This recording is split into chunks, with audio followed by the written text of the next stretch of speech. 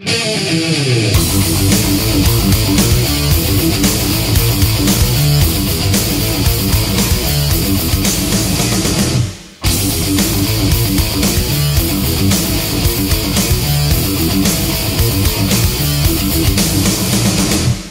folks, and welcome to Week 17, or as they call it, the last week of the season, for the regular season anyway. I know we're on to the playoffs and bigger, brighter, beautifuler, more awesome new things.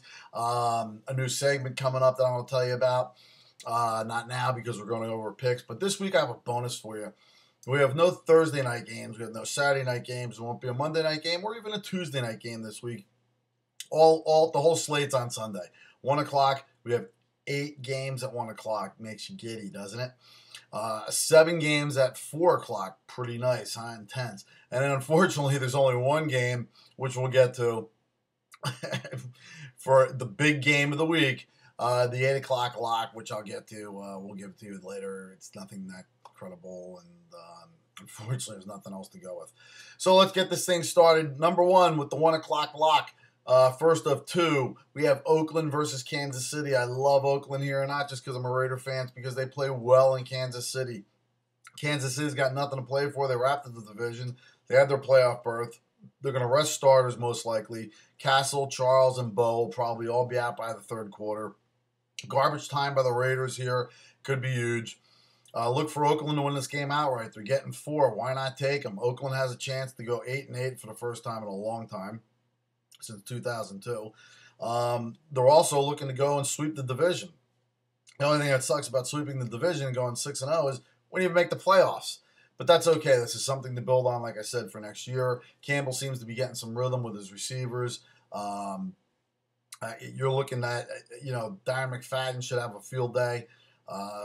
Bush to get involved a little more, hopefully. We'll see what happens. But look for Oakland to take this game over in the second half, and look for them +4. It's my 1 o'clock lock, first one.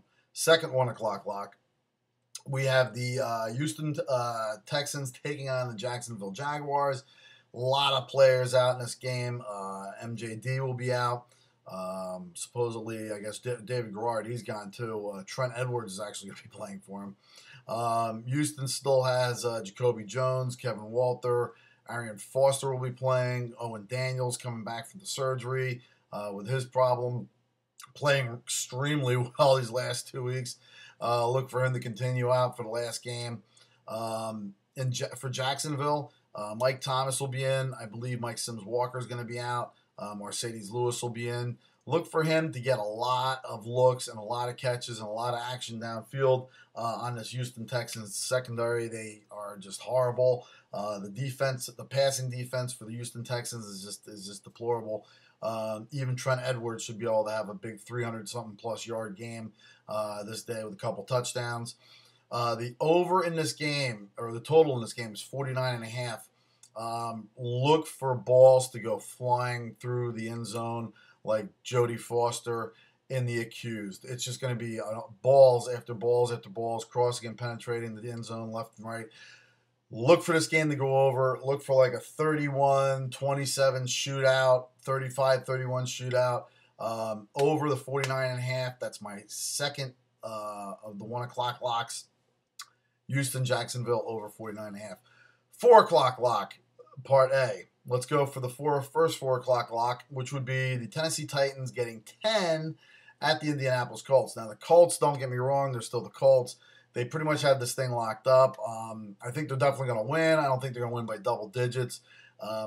Jeff Fisher,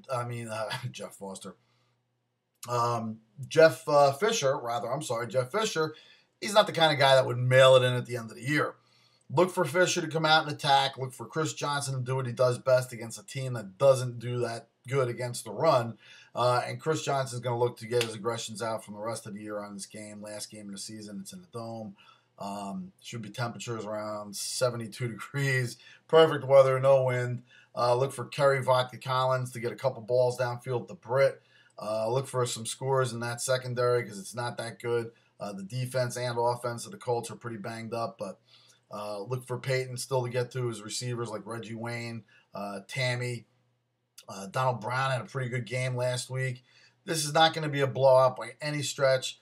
Look for Tennessee to finish strong. They're not going to lose this game by double digits. Take them plus the 10. That's my first of two 4 o'clock locks. Second 4 o'clock lock will be the San Diego Chargers versus the Denver Broncos in Denver at Mile High, Invesco Field, whatever the hell you want to call it.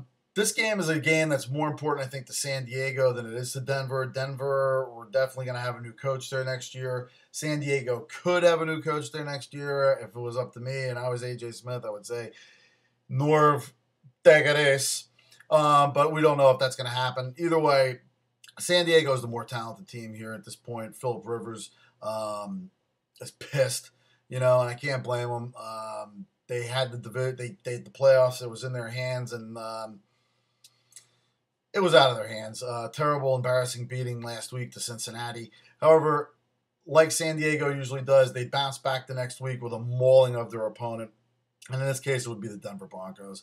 Look, Tim Tebow is not the second coming of Jesus Christ. He's anything better than sliced bread. Tim Tebow is an average quarterback that has ability to run, and like Michael Vick, you're seeing him getting beat up. Tim Tebow is going to get beat up, and beat up worse than he did when he was in the SEC. Tim Tebow is a kind of a guy that I think could be a good pocket passer if he can, he scrambles, obviously. He's got the arm. I haven't seen enough of him. All I've been seeing is those fakes, draws. That's going to end. San Diego's a much better defense. They'll be able to control that. Ryan Matthews, I believe, is out for the game. Look for Tolbert to have a big game against the weak San Diego defense. Look for Phillip Rivers to find Steven Jackson all day downfield. And Azura Tutu, I'm sure, will be out there. Not sure about M80 if he's going to be playing or not.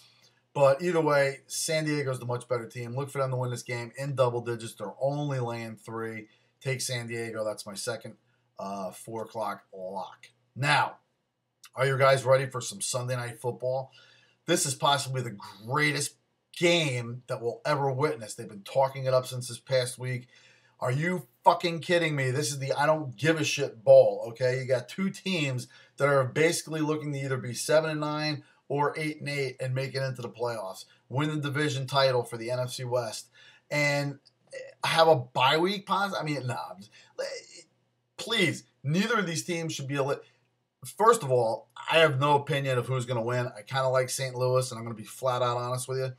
St. Louis laying the 3 seems like the best option, but it is in Seattle, and I'm really hoping for 2 reasons that St. Louis wins. Number one, because St. Louis is a much more consistent quarterback that's injury-free with Sam Bradford. Consistently, the receiver Amendola, and they got Steven Jackson, a very consistent running back. And their defense really isn't all that bad. I mean, they played well. Let's face it, I'd rather see the 8-8 team than the 7-9 team win it. And God help us if Seattle wins this, because you know what's going to happen. Seattle's going to win it. They're going to wind up getting a team to come and play. They get a home game. They're going to play in that shithole in January when it's raining, snowing, hailing, sleeting, zebra running across the field, you name it. And what's going to happen is Seattle's going to wind up squeaking out a win, fuck up the whole playoffs, wind up getting into the next round, and then they're going to lay an egg anyway to some other team that would have been a better matchup for the poor team that loses this. You could see it all coming. The writing's on the wall. It happens all the time. That's why it's the NFL. However, if you want my advice, and hopefully what will happen, St. Louis minus the 3, that's my 8 o'clock lock. Until the playoffs start and garbage time is officially over, I will see you next week, Wild Card Weekend. Look for the Friday preview, along with some other interesting and very exciting news coming your way. Until then, you take it easy.